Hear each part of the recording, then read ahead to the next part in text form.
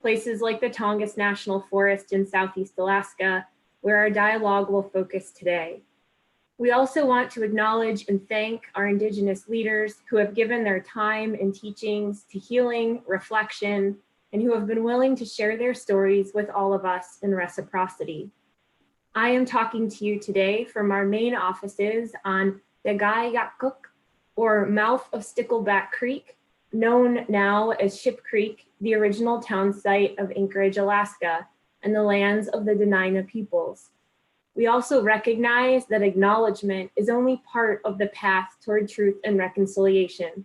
And we appreciate all of you gathering with us today to learn more about actions to build co-capacity, celebrate many ways of knowing, and support these efforts now and into the future. Thank you again for joining us for our webinar, an Indigenous Guardians Network for Southeast Alaska, a vision for the next 100 years. These webinars are a continued dialogue with partners through the Tribal Co-Management Working Group, supported by the Center for American Progress and National Audubon Society. My name is Natalie Dawson, and I'm the Executive Director for Audubon Alaska and a Vice President for the National Audubon Society. Our past webinars have focused on mechanisms of tribal co-management, and we are pleased to expand the dialogue and appreciate the time all of our speakers have put into make this conversation happen. Our co-hosts for today's discussion are the Central Council of Tlingit and Haida Indian Tribes of Alaska and the USDA Forest Service. Through a regional network called the Sustainable Southeast Partnership, they have partnered to support an Indigenous Guardians Network for Southeast Alaska. This network will be dedicated to supporting Alaska Native communities in expressing their inherent sovereignty while creating opportunities for these communities to conserve their homelands and traditional ways of life for future generations. Our webinar will start with introductions, reflections, and then a moderated question and answer conversation with our panelists. We will then open up the conversation for the last 15 to 20 minutes for questions from all of you in the audience, which we ask that you put into the chat box if you're on Zoom, or if you are watching this from YouTube or Facebook Live, you can post chat questions on YouTube or Facebook and we'll be able to see those as well. This webinar is also being recorded and will be shared to all participants after the event. I'm honored to introduce our moderator and panelist, Ralph Wolf. Ralph is a program director for the Sustainable Southeast Partnership. He is a 6th Vice President for the Central Council Tlingit and Haida Indian Tribes of Alaska, and he lives in Yakutat, Alaska. Thank you so much, Ralph, for starting off the conversation today.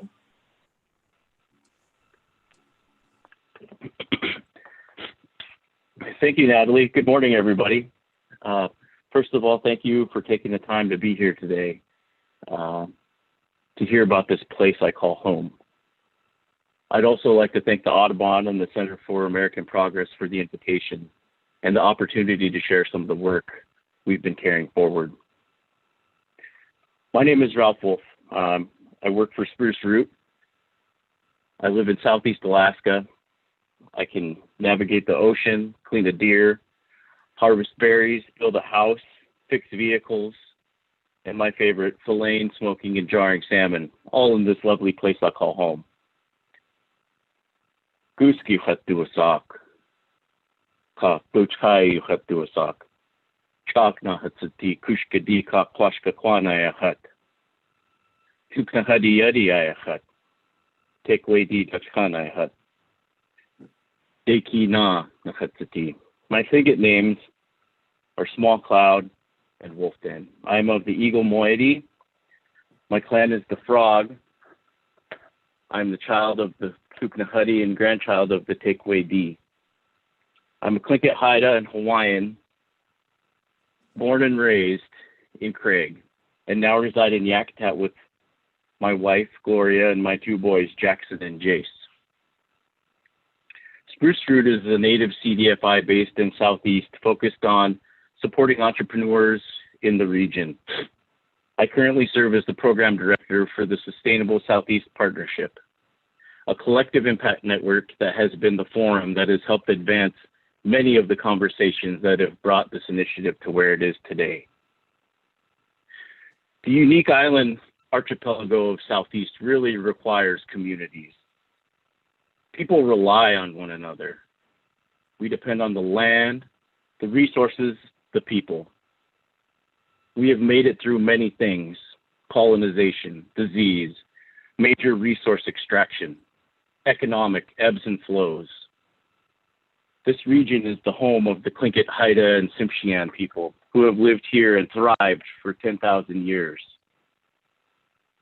Most of this landscape that we live in falls within what is known as the Tongass National Forest. The Tongass is home to more than 20 villages, and all but 3 have no access to the road system.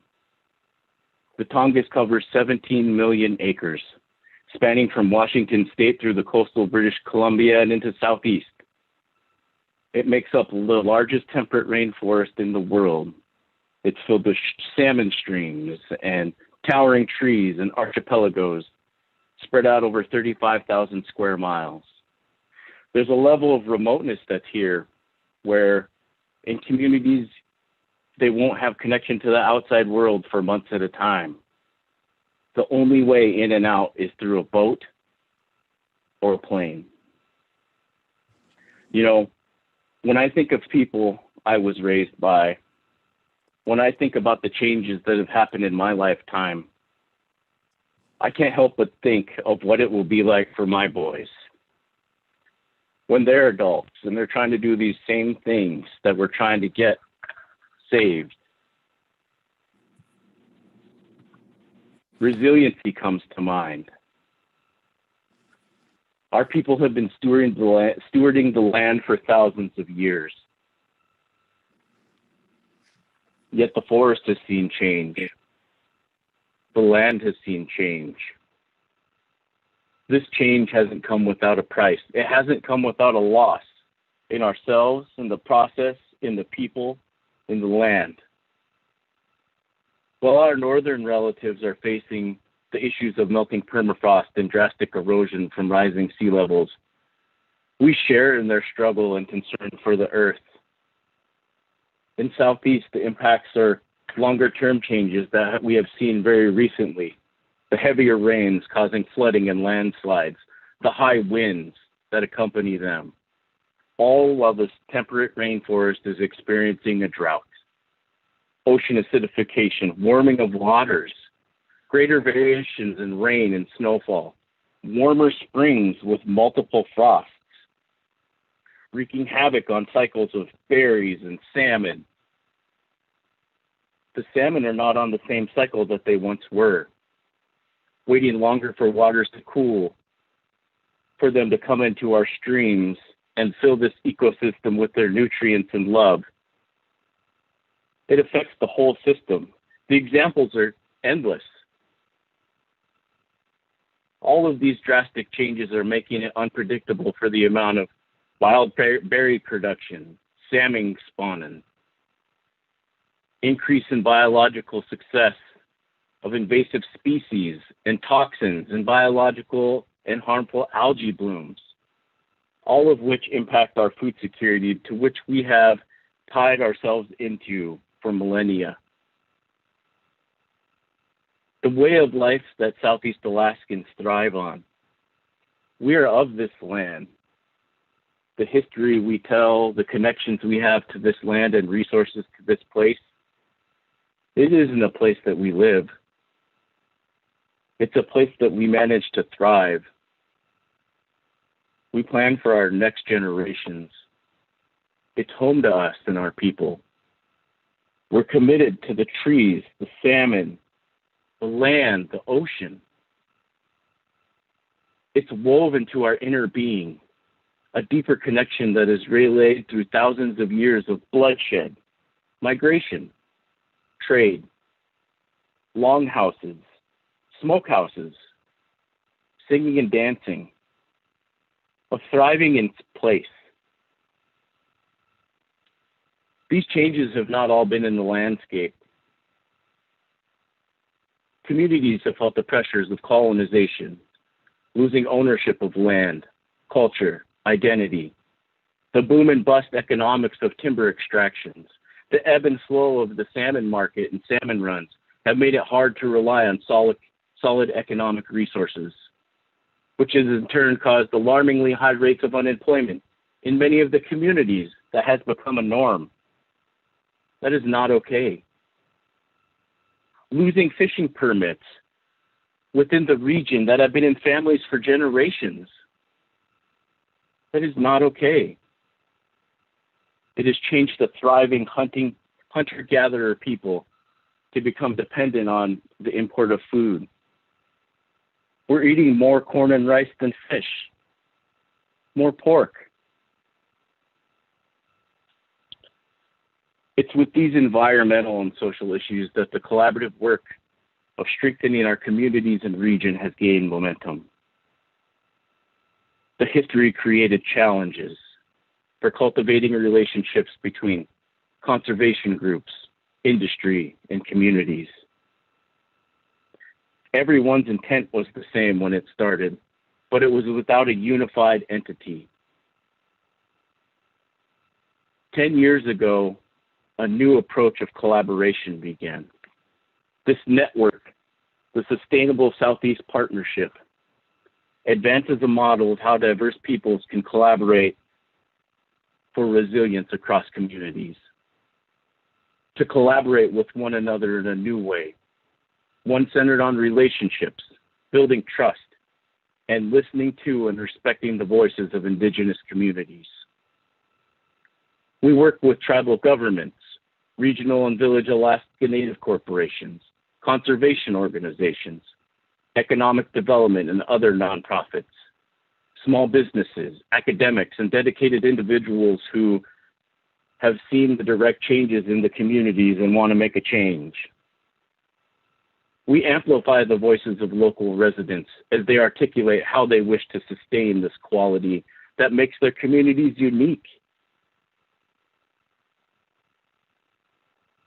That is the starting point of a resilient prosperity. We work to build community capacity through our deliberate approach of collaboration across focus areas such as community fisheries and forestry, energy independence, entrepreneurship, local food systems, and regenerative tourism. We understand that communities have the capacity to determine their own priorities and approach our work with respect for that authority. The collaborative approach advanced by the SSP has taken time because relationships take time and relationships in our region need healing. As a result of some work done in Vancouver, BC last year with the support of the Nature Conservancy's Emerald Edge program, our conversation has identified a few themes that are of particular importance for the well-being of our communities. First, developing a permanent funding mechanism to support the network and its work. Second, deepening our understanding and practice of healing through all of our work. Our ability to strengthen our communities is directly related to our ability to work through the historical trauma that underlies so much of this work. And third, supporting an Indigenous Guardians Network in Southeast Alaska, which will help build the capacity of our tribal partners and communities who are stewards of this land. We're working hard across our partnerships on these three new goals to deepen our work. But recently, a few core partners have made significant progress in the development of an Indigenous Guardians Network. This fall, the Forest Service and Central Council of Tlingit and Haida Indian Tribes of Alaska, the regional tribal government, entered into an agreement to support two positions that will nurture the development of a Southeast Alaska Indigenous Guardians Network. And we're very excited to see this becoming a reality. And I'm eager to introduce our three guests today to help tell the story of this new agreement and the impact that the Indigenous Guardians Network can have to our community and our region. So for our panel, I'll let each of you introduce ourselves and invite you to briefly share why you and your organization are involved in this effort. And then we'll have a bit of discussion about the emerging network. So our first panelist is President Richard Peterson, President of Central Council Tlingit and Haida Indian Tribes of Alaska.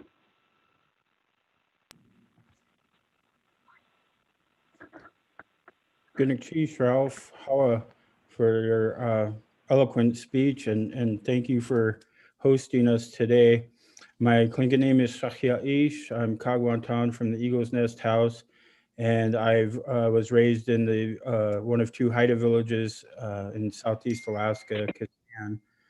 It's an honor to be here to talk about this very important work.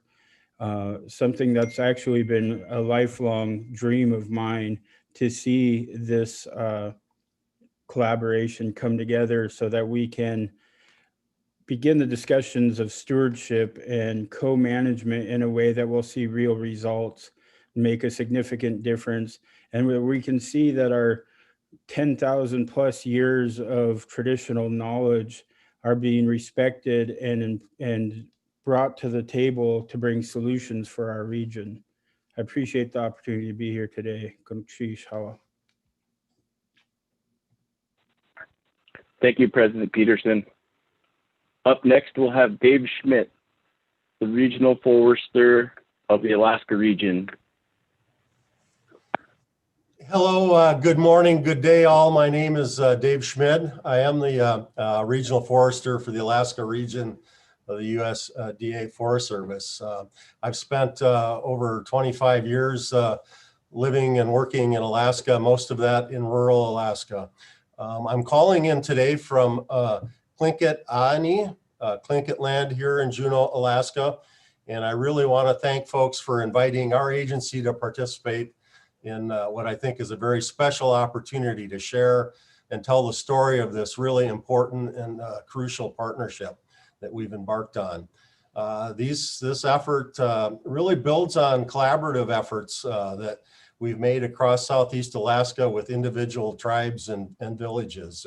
And for me personally, I met President Peterson 20 years ago, and we began working together, and I see this as an extension of that long relationship and in a very positive way. It's just, it's powerful to be here today and present with all of you with a collective wisdom that's focusing on Indigenous knowledge.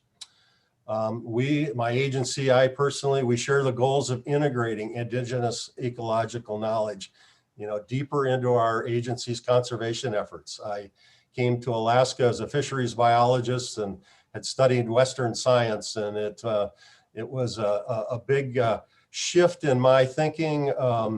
Again, many years ago, working in Prince William Sound after the Exxon Valdez oil spill, and when I started to begin to understand and learn the importance of traditional and Indigenous ecological knowledge, and started incorporating that into my work and into our efforts. And so, and for us, as neighbors and stewards of this vast and pristine forest that Ralph spoke about here on the Tongass, we have a stake in one another's future moving forward. I certainly, and our agency takes this responsibility as stewards of these lands very seriously. And again, very important to me, we continue to recognize the critical significance of those who have walked this land before us for 10,000 years. We entered into this collaboration, again, to better integrate the Indigenous knowledge with Western science. And so with that, I'll turn it back. Thank you. Thank you, Dave. Thank you, Dave. Next, Don Jackson, the Executive Director for the Organized Village of Cake.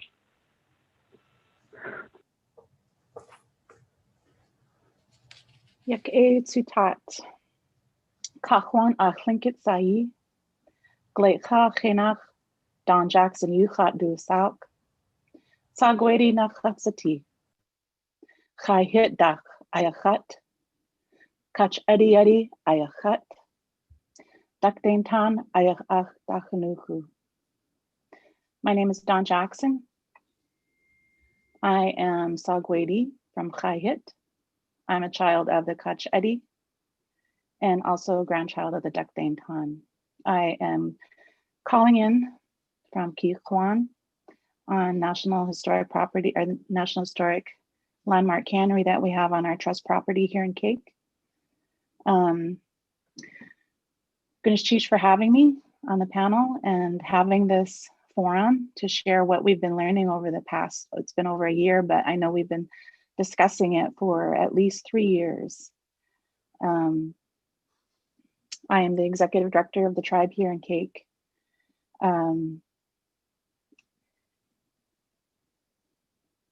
Yeah, we with OVK, my bosses, what I'm being led by is protection of our lands, protection of our tribal citizens, and ensuring that the resources that we depend upon every day of the year is protected, and it's going to last for generations past us. So, Ganesh Chish.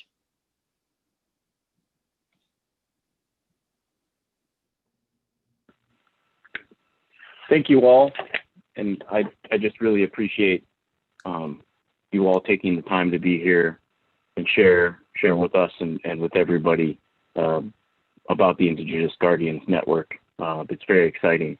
So now I'll have a couple questions for everybody here. I'll start first with David and Richard. Tell us a bit about what this agreement means to your organization and the region, and why is it important?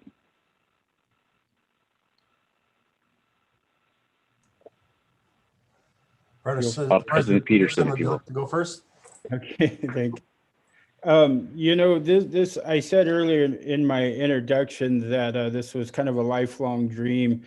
Coming from Kisan and working closely with the tribes in Prince of Wales, and then also having 2 forest ranger districts where we didn't always have a good history with, but we started to build that. And I really have to commend Dave when he was the ranger in Thorn Bay. He really embraced the tribes and the partnership. And so we built a really trusting and meaningful relationship. And while we both work for our respective governments, sometimes that puts us on different playing fields. And at times, because of the government, trust has been eroded and rebuilt and eroded. But Dave and I think, have always maintained a pretty good trust with each other. And when I was working with other tribes, I have to hold up Anthony Christensen from Heidelberg, because we had talked so much about the idea of co-management, being the stewards of our own land. You know, the tribes, our communities, our people, we're clan people. We have a symbiotic relationship with our lands and our resources. We consider ourselves as Tlingits and Haidas to be one of those resources of the lands. We have a symbiotic relationship and we belong to our lands. And so we always knew that it's in our DNA that we have the obligation and the responsibility to care for our homelands, to protect those, and to be those stewards. But when you find yourself in a situation where, while we are an unceded country, the government, United States government, claimed title, and that put us at odds. Growing up and going to traditional fishing grounds, our fish camps, those places are sacred to us, and yet we found them held by the U.S. government to be wilderness, such as the Carta. And so we've had to work and build this trusting relationship that we could build this foundation on. And so for me, it's really fulfilling, because we have that obligation for our lands, for our resources.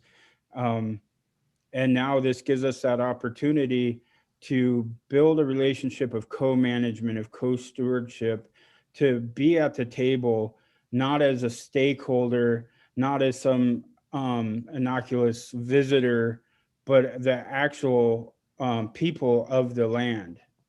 So I'm terribly excited about this opportunity. I know it's going to be hard work. I know there's going to be times where we're going to have to work extremely hard to keep that trust, to build that trust. But as long as we have willing partners like Dave Schmid in that position, I know that we can achieve that. So I'm going to choose how.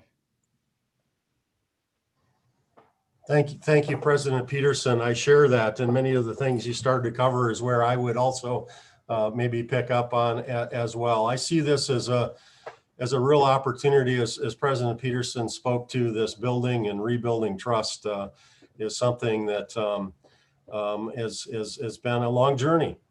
As I shared when I first met Richard in the village of Kasan, and he shared certainly his background, and I shared mine, and I think I've learned so much from President Peterson, and I saw this as an opportunity for me to come back professionally to Alaska at the twilight of my career, and maybe make a difference here, and a longer standing difference through this partnership.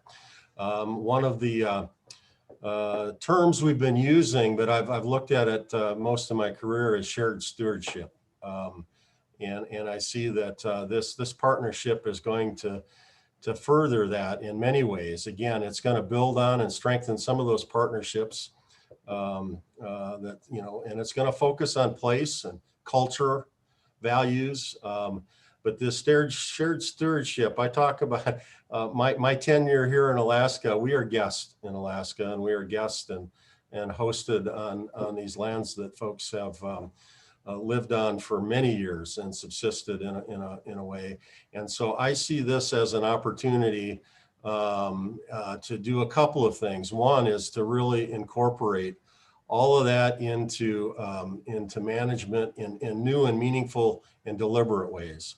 And that's so that the partners here will help us establish and set the priorities into the future as we work as co-stewards of these resources that we've been charged with. And again, I think it really important to incorporate that traditional indigenous knowledge into how we move forward into the future. And so I truly look forward to it. It is one of the most important parts of things that I can try to offer to the region here. Like I said, at the twilight of my career within the agency, is to work very closely here in this partnership to move and advance it forward. It's very exciting. Thank you. Chief. Thank you, Dave and President Peterson. President Peterson, I have another question for you. What is an Indigenous Guardians program? Well, I think that the way I would best state it is that it's our tribe stepping up in that stewardship role in that formal capacity with the United States government. You know, I think it's important to recognize that when we as a people are healthy, our resources, our lands are healthy. When you see that our lands aren't healthy, you can scan around and look at our communities and you see that maybe we're not as healthy as we should be. I talked about that symbiotic relationship that we as Tlingits and Haidas, the indigenous people of these lands, have.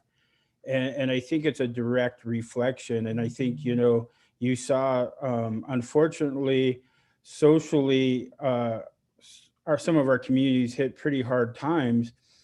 And you can especially look back into the 70s and 80s, I think, because that's a place I can speak from. But I think you saw a rise in substance abuse, alcoholism. You saw outside people come in and take resources and the jobs for the most part. And so I think with this stewardship, it's about us using the Sustainable Southeast Partnership, using this relationship with the Forest Service to bring back social and economic promise to our communities while working to strengthen our resources. And for us, it's utilizing, you know, that traditional knowledge that I believe that is truly in our DNA, that's passed down from over 10,000 years of shared experience. So to me, that's what this Guardian programs about bringing that health and vitality back to our communities, seeing us reinvigorate as our clan people, and really stepping up into those roles of co-management and co-leadership.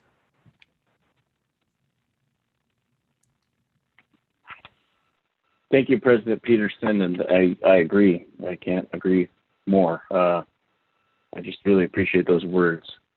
And here's a question for all of you to think about. What's the current state of Indigenous management stewardship programs, and how will supporting this kind of network advance this work? And I'll let Dawn answer this one first.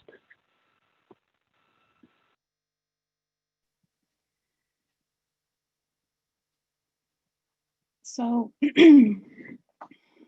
when we went to Vancouver a year ago to learn more about what the BC Guardians was doing, and talking with colleagues that I was sitting next to, I couldn't help but have a conversation that we're already doing it on some level, and we've been doing it. It's just connecting the dots. For example, we've been administering, with EPA, the IGAP program since 1998. We've been partnering first with Fish and Game, and then initially, or when Fish and Game dropped out with the Forest Service with the salmon assessment that we've had for 20 years. And fast forward to 2009, we had some partners here where we started discussing a forest partnership.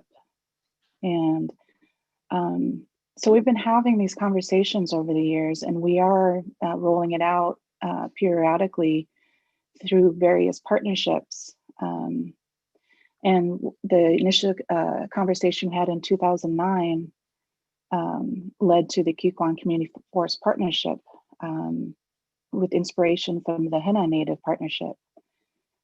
And what that project is working with stakeholders in the community, Cake Tribal Corporation, Sea Alaska, Sustainable Southeast Partnership, Fish and Game, the Forest Service, and what it's doing is an inventory of the natural resources, assessment of our habitat conditions, sustainable economic opportunities, working with the community on our priorities, which we've already been doing on an economic level through our community development plan with partners in the community, and eventually implementing projects coming off of the Kikwan Community Forest Partnership. And through that partnership, we've been able to invest in our young leaders here in Kikwan. They are pursuing their education in natural resources. It's connecting our young leaders with people in the network. And, all of this has really catalyzed other other discussions. And, sustainable community development has to happen in it starts in the community. It can't come from outside. So when we start building what we want to see that's sustainable, is protecting our resources for our future generations, it's a win-win. And with what Richard said before, our past practices, our historic practices, were taken away from us. And through this Guardian Network, it's something that's been dormant for generations. I feel that we're bringing it back to protect our resources, what we have left.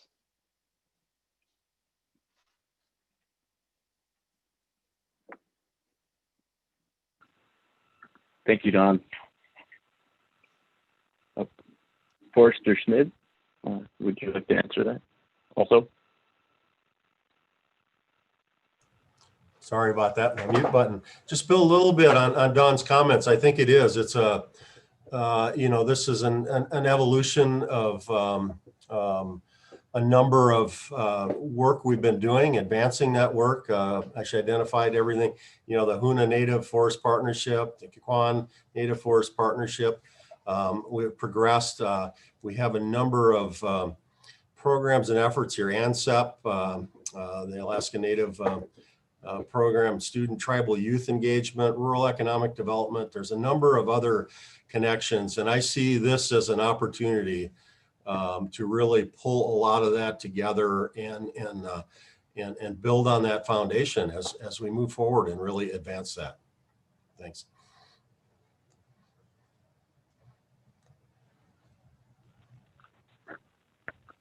Thank you. President Peterson? Chief, how Ralph? I think Dawn really hit it on the head when she said, we've already been doing this work. We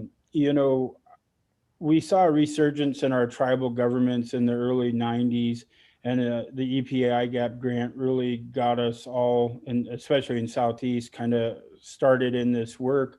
But I think it's important to acknowledge that this work has been going on since time immemorial. It's who we are, it's what we do. And as we formalize this relationship with the United States government, we're helping to, in the eyes of our allies and folks on the other side, maybe legitimize what we're doing, but we don't need that legitimacy. We've always had that. That's who we are. It's who we're supposed to be. And that's what we're bringing to the table. I can be pretty staunch in my beliefs, and I really appreciate the acknowledgement that our traditional knowledge is valued and starting to be recognized. But I'll tell you, I don't need that. I know that's ingrained in me. It's how I was raised. I was raised in a very isolated small Haida village, and they took care of themselves. And we know that this is just the beginning of a new relationship, and maybe not new, but we're redefining it, I think. And I'm not gonna try to put a pretty picture on some things. We know in the current administration, the trust has been almost completely eroded. And I won't go into the issue of the roadless and things, but this is a continual effort on our behalf to work and build trust. And it can be eroded with a swipe of a pen, and it has been. But we know that to really continue the work and to make sure that we're at the table, we have to continually commit to what we're doing. And so I'm excited to do that, but I'm also not afraid to stand up and let them know how I feel. I know in a past meeting with our tribes and the Undersecretary of Agriculture, I flat out told them that they eroded our trust. We had strong leaders like Joel Jackson and Cake and others stand up and say, you've eroded our trust. That doesn't mean we stop what we're doing, but we're going to constantly, advocate and work for our communities, for our people, because we know healthy tribes make healthy communities. We know that when we're healthy, our resources are healthy. And right now, we see our resources aren't very healthy. And so we're going to hold them to the fire, and we're going to work with good people like Dave to make sure that the U.S. government's feet are held to the fire in this agreement.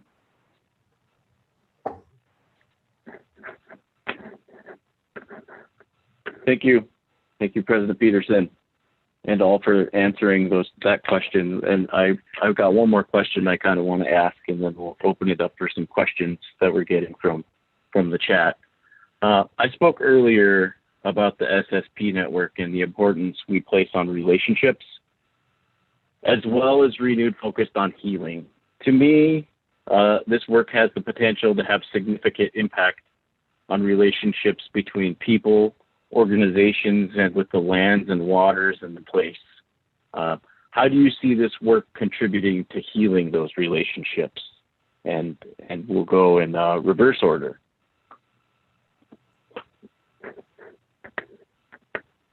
Wait, so is that me? Yes, sorry, President Peterson. I'm sorry, Ralph, will you repeat that question then?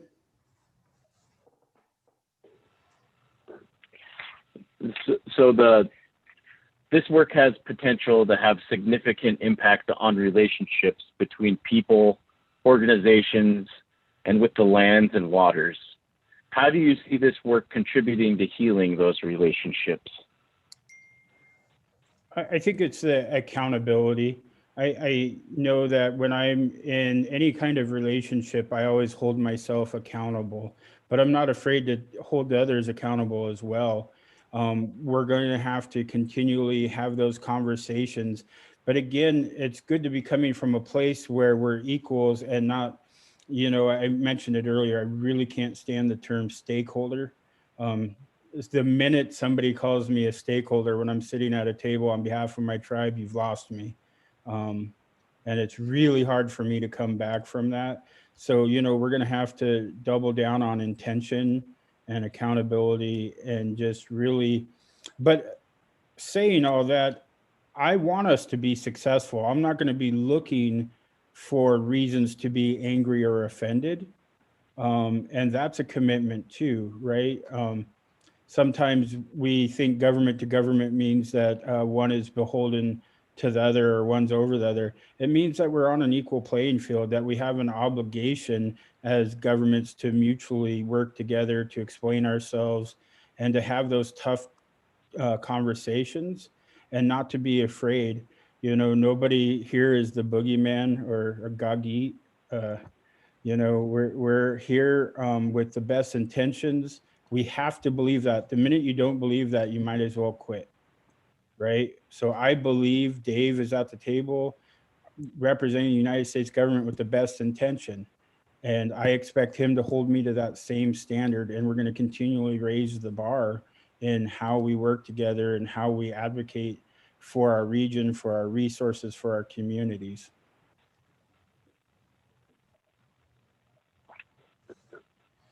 Thank you, President Peterson. Forester.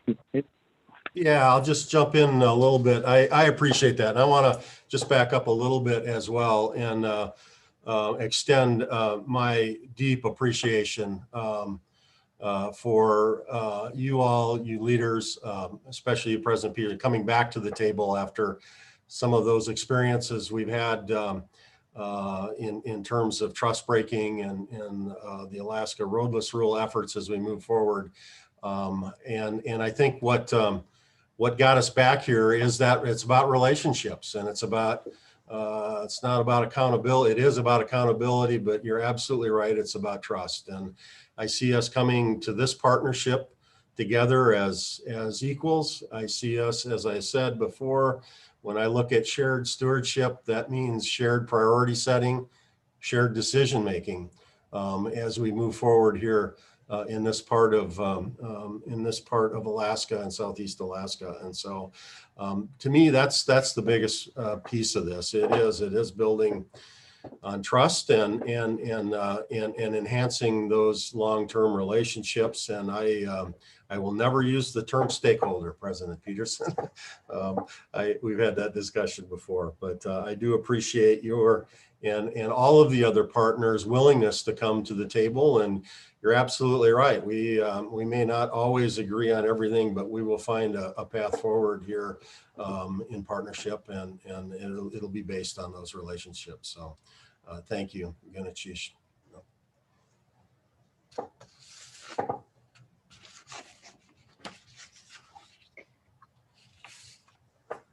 So hearing, building on what Richard and David said, you know, we can't have sustainable economy without our healing going on. I mean, it's all woven together. You can't focus on one and think that the other is gonna work itself out by itself. And the healing is coming from our Indigenous knowledge in each of the communities. And, you know, this framework of the Guardians program, it's not to dictate to the communities on you know, this is what the Guardian program is. It should come from each community, and it can be shaped on how their community has historically done their healing. And the network is there for them to fall back on for inspiration, to ask questions. I have questions. I'm continually picking the brain of everybody in this network, whether it's the Guardian Network, the SSP Network, the Forest Service Network. I'm very proud that we have, we're going on year 4 of the Youth Conservation Corps and employing our youth, working on our traditional lands in partnership with the Forest Service. And, you know, having these initial conversations earlier this year, the healing, we have an opportunity with this Guardian Network for it to be Indigenous led. And to be a part of that conversation, I'm pretty honored. And I think this is just the foundational roots of what's going to happen over the next 100 years. Our focus is the next 100 years, but I think it's the next 10,000 years, in my opinion.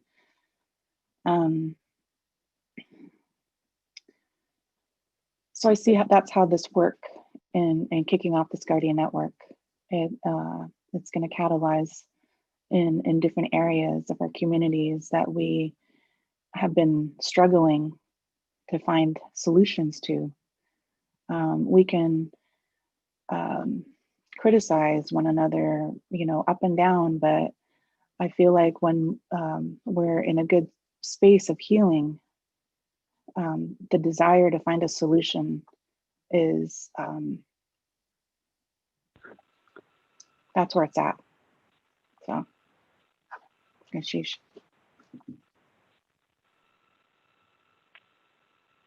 Conshish, you all for being on this panel and taking the time and effort to help steward this relationship building forward and continue moving.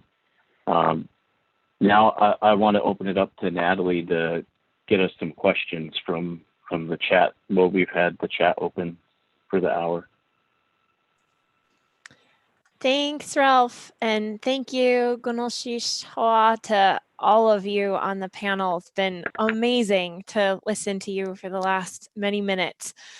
So we have lots of questions coming in from the chat. We may not get to all of them. Never fear, we will provide speakers with all of the questions so they can follow up with you.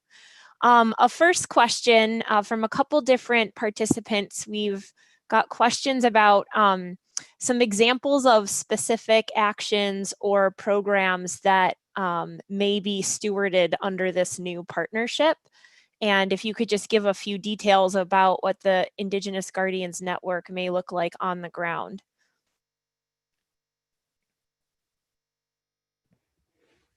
I guess I'll go. I think for us, it's, you know, we're going to have to go through the process of setting priorities and really taking a look and seeing where it is that we can start. I know Tlingit and Haida through this Guardian program is going through the process right now of hiring some staff.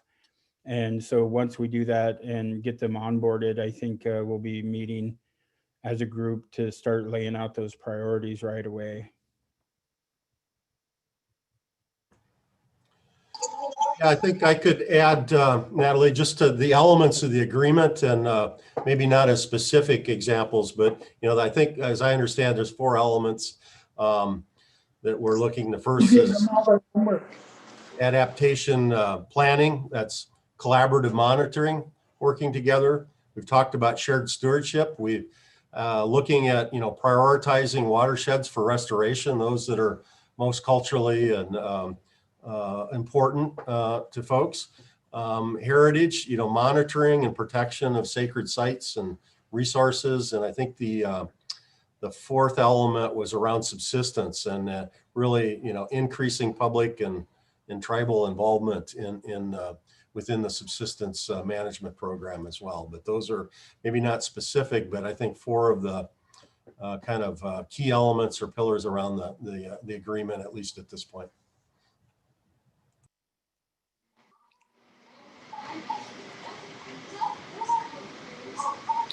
Great. Thank you. I have a question on healing from Lakine Medicine Crow. Thank you for this question.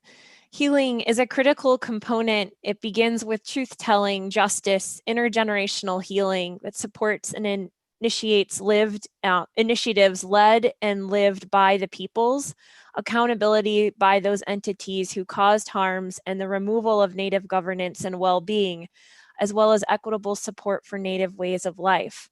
This costs a lot of money in government, church, and the state to bring about where things are today.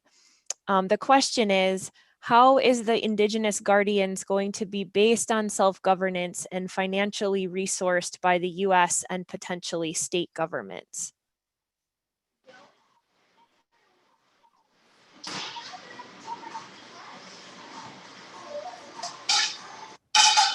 So it's a little awkward here. I'll jump right in. At least initially, as I understand the question and around many of the maybe past injustice and things and have led to a point here where we're trying to work toward healing and financially, at least within this partnership, it was a commitment that I've made of our limited resources in here to help get things moving in that direction. I think the initial step is, as I think President Peterson has spoke to, of hiring a couple of individuals. I think that's step 1. It does take financial resources from a variety of different ways, but with regard to this partnership and this agreement as we move forward, I know that we were able to infuse, and I know that other partners, Tlingit and Haida Council, are all bringing at least financial resources to the table. I'll just say I plan to hold their feet to the fire on that.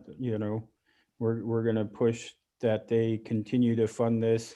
This is an obligation, and it'll fall pretty flat if it's just one-time funding. This has to be an ongoing commitment. And so I'm going to be on my end pushing pretty damn hard to make sure that that's upheld. Also on my end, I'm going to work extremely hard to make sure we deliver on what we say we're going to. That's a good question. So we can't diminish the fact that the government has there's that relationship that they need to have with the tribes, especially here in Alaska. The overall goal of this project, we all speak as ambassadors of it. That's how I see myself, not just for this, but also the SSP and what great work the SSP has done. And I feel that this is just the beginning of the Guardians Network, where, just the most minute action is going to have a huge trajectory into the future. And the hope is to find investors in this. It's not just the government, and to start engaging on a more deliberate level with in partnership with search. We can't ignore that search is part of this, but engaging deliberately in how each community is going to heal inside out. You gotta heal a wound from the inside out, and it's the communities themselves that are going to know how that's going to happen, how it's going to be carried out. So this initial partnership that is between Central Council and the Forest Service to begin the hard work on the ground, I think is going to it's really going to inspire more potential partners to invest in this amazing work that will be done.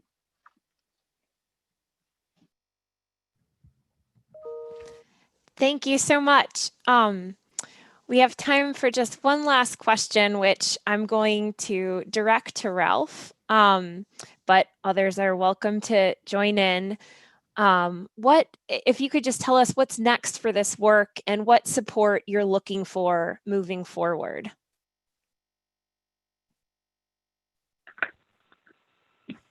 Thank you.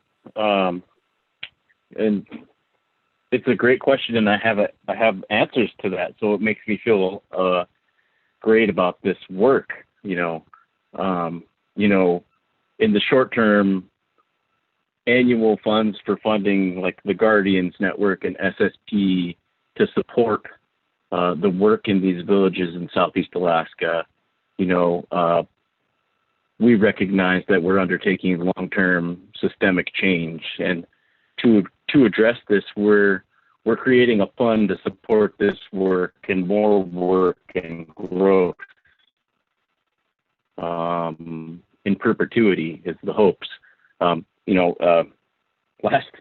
Last week we received a $10 million matching commitment to build this fund, and we're now starting the real work to realize this match and gain this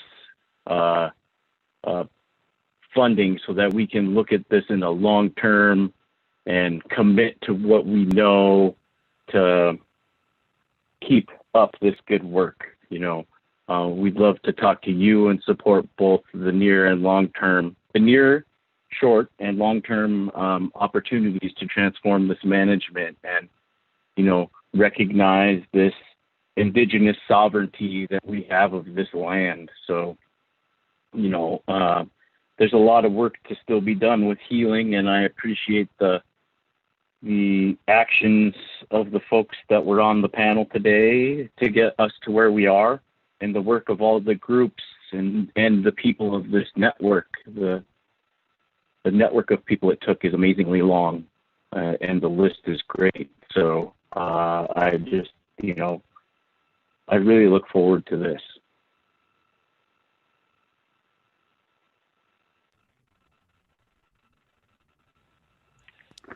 Thank you Can I so chime in much. on it, Natalie? Oh, yes.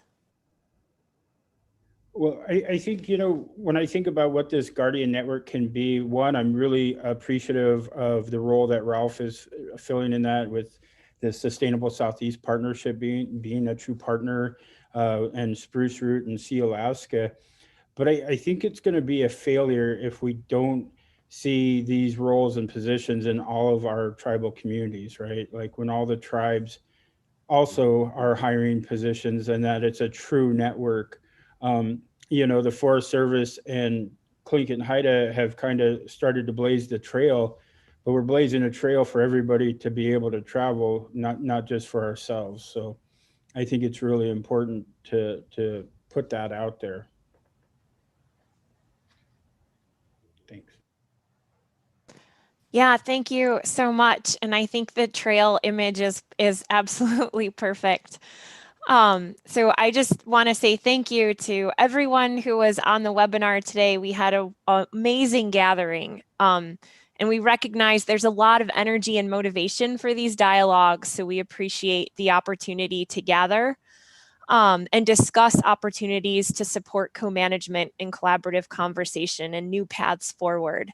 We look forward to continuing this dialogue. We will send a follow-up email to everyone who registered for today with the recording of this webinar, contact information for all of our presenters, and also an invitation to join our tribal co-management listserv, which is just a gathering of many of us who are interested in sharing different knowledge networks. Gunal Shish Hawa, and thank you so much for joining us today.